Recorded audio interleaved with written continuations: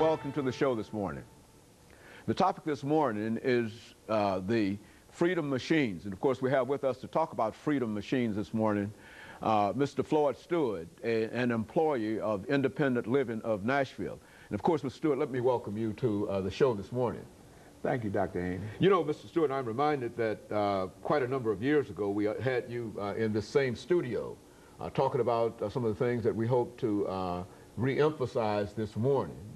But before we get into that, Mr. Stewart, let us have you to give us some information, as well as our audience, some information about your background, your education, and some of the things that were important in your experiences that eventually led you to be an employer at the Center for Independent Living and to be involved in a movie production. That's the only thing that we can call it, Freedom Machines. Talk about it from that perspective. Okay.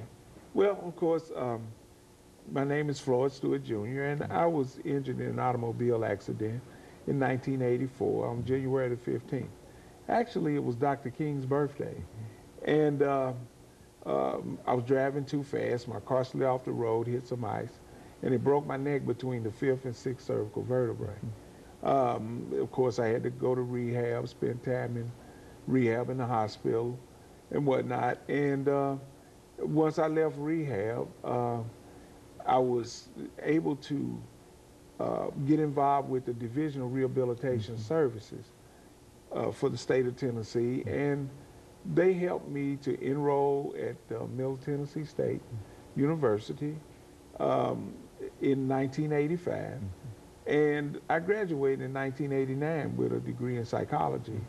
And from the very beginning, my focus was on counseling individuals with disabilities and helping them to become as independent as possible.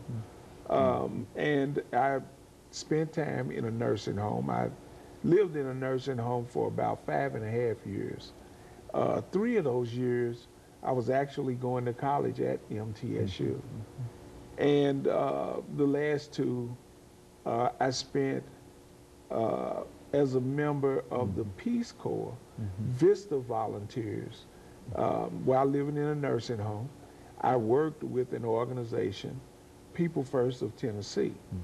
And People First of Tennessee is an advocacy organization for people whose disabling condition is mental retardation.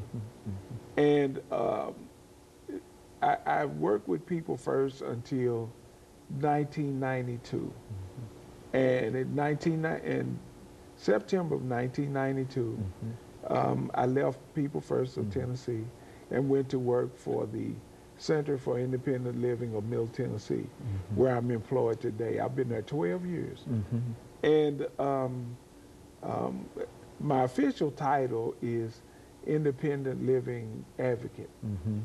And it's really been enjoyable working with so many disabled Tennesseans and individuals with disabilities, basically from around the country and around the world. I've been interviewed by media from AP, UP, from people in Japan, from Australia, from United Kingdom.